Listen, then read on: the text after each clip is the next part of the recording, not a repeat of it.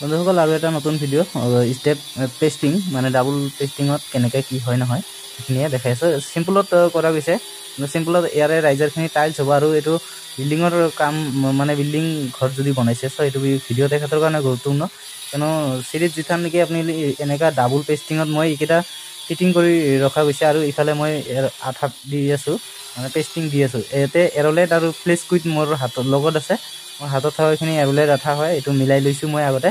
মিলাই লোৱাৰ পিছত এইখন মই গ্ৰেনাইটখনত দি আছোঁ আৰু কেনেকৈ পেষ্টিং কৰোঁ নকৰোঁ শেষলৈকে চাব, সম্পূৰ্ণ চাব। আৰু যদি চেনেলটো নতুন হয় ছাবস্ক্ৰাইব কৰি দিব আৰু পেজত যদি চাই আছে পেজটো ফ'ল' কৰি দিব, কিয়নো এই ভিডিঅ'টো অলপ সময়ৰ ভিডিঅ' নহয়, বহুত সময়ৰ ভিডিঅ' হয়, কিন্তু কামখিনি কৰোঁতে বহুত সময় যায়। আৰু এইটো আমি গ্ৰেনাইটৰ চেৰিগিলা আগতে কাটি লৈছোঁ, কৰ্নাৰ চৰ্নাৰগিলা ইথান অনলি মই আঠা দি পেষ্টিং কৰি আছোঁ। আৰু কেনেকৈ পেষ্টিং কৰোঁ নকৰোঁ শেষলৈকে দেখাম, সম্পূৰ্ণ দেখাম, মানে ডিটেইলছ স্ক্ৰিপ্ট নকৰাকৈ চাব ভিডিঅ'টো, যাতে সম্পূৰ্ণ হেৰিটো বুজি পায় যে এনেকৈ দিলে এইটো বস্তু কেনেকুৱা হয়।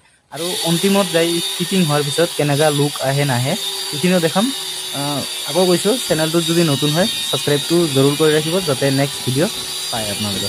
আৰু এইটো কৰ্নাৰ কাটিঙত আমি এনেকুৱা হেৰি কৰি লৈছোঁ যে পেষ্টিংটো দিয়াৰ, এইটো একচুৱেলি পেষ্টিং দিয়াৰ মোটামুটি 12 ঘণ্টা পিছতহে আমি কাম কৰিব পাৰিম। এই এৰলেট আঠাটো দুটা কোৱালিটি আছে, মানে এটা 5 মিনিটত ছেটিং হৈ যায় আৰু এটা মোটামুটি 2-3 ঘণ্টা লাগে, কিন্তু এইটো 12 ঘণ্টাতহে ফুল ছেটিং হয়।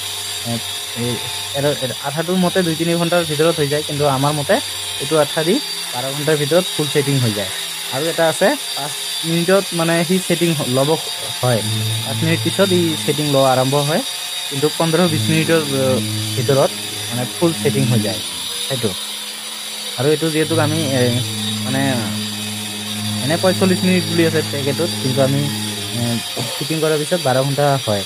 আৰু আজি আমি এনেকৈ পেষ্টিং দি থৈ যাম, তাৰপিছত মল্ডিং কৰিম, মল্ডিং হোৱাৰ পিছত যিখন ফিটিং কৰিম, ফিটিঙৰ ফাইনেল ভিডিঅ' অতি সোনকালে আহি আছে। তো আকৌ কৈছোঁ ভিডিঅ'টো চাই কেনে লাগিল কমেণ্টত জনাব, আৰু ভিডিঅ'টো ভাল লাগিলে লাইক কমেণ্ট শ্বেয়াৰ কৰিব নাপাহৰিব।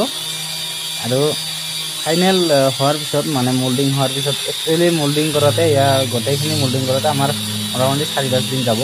আৰু 4-5 দিন পিছত কেনেকুৱা কি হয় নহয় ফিটিং হৈ মই আহি আছোঁ নেক্সট ভিডিঅ'লৈ। তো তাৰে মাজত আৰু কি কাম চলি থাকে আমাৰ চাই থাকিব ভিডিঅ'গিলা শেষলৈকে। আৰু ভিডিঅ'গিলা পাৰিলে স্ক্ৰিপ্ট নকৰাকৈ চাব, যাতে টাইলছৰ মানে ফিটিং ফিনিচিং বা গ্ৰেনাইট মাৰ্বল ফিটিং ফিনিচিং কেনেকুৱা হয় নহয় সকলো বস্তু দেখা পাব। আৰু আকৌ কৈছোঁ মানে আমি বাহিৰৰ পেজগিলা বা হেৰিগিলাৰহে চাওঁ, কিন্তু আমাৰ হেৰিগিলা নাচাওঁ আমি। চ' মই